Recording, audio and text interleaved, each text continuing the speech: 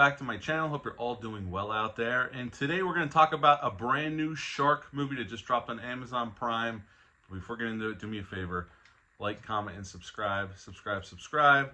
I greatly would appreciate that. Also, as always, a shameless plug for my TeePublic Store. The link for that in the description box below. And yes, Amazon decided to drop a brand new shark movie on us at the end of July, and the movie is called The Devil's Mouth. Now, Jeff Wadlow directed this film. I couldn't find any financials on it, so I don't know. There's not much trivia on it at all, but we're just going to talk about it. I just got done watching it. Jeff Wadlow directed this film. He directed Kick-Ass 2, Cry Wolf, a bunch of other films. The only actor in this film or actress that I know is Kathryn Newton, is the main lead of this film.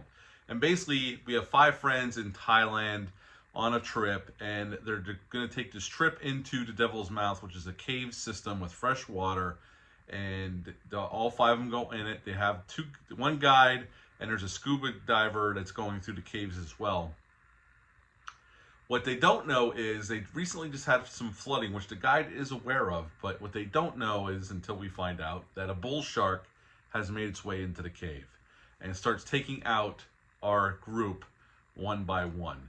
And pretty much who's left is Kathryn Newton and her best friend in the film. And they're trying to find their way out.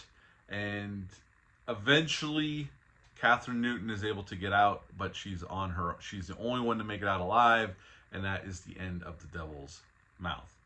So what's to like about this film? Well, I think Jeff Wadlow does a decent job with the directing. I've seen some of his films over the years. He's a solid director. It looks nice. Definitely a streaming movie.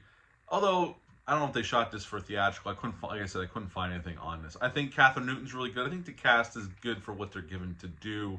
I mean, you know who's going to die fairly quickly. There's no surprises, really. The one guy you know is going to die pretty quickly because he's kind of a dumbass. You know the guide's got to die because he's the only one that knows where they're going. Kathryn Newton's really the only one in the group that has any survival skills or instincts whatsoever. And her friend's kind of like, the actress is fine, but her personality is like, she has to take charge of all the situations. She has to make everything about her.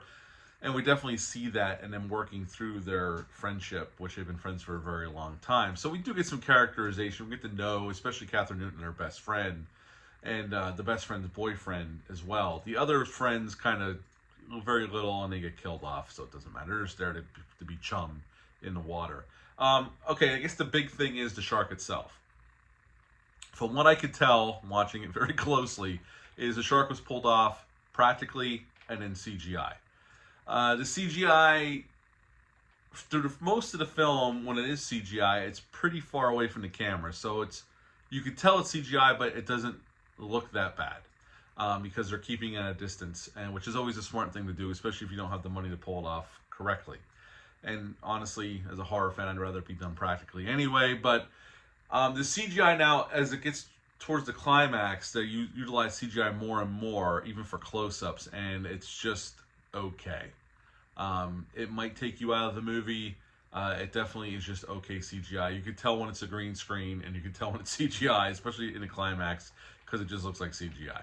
But overall, I'm not going to say this is the best shark movie ever, or even close to it. I wouldn't even say it's in the top 3 or 4 best shark movies ever.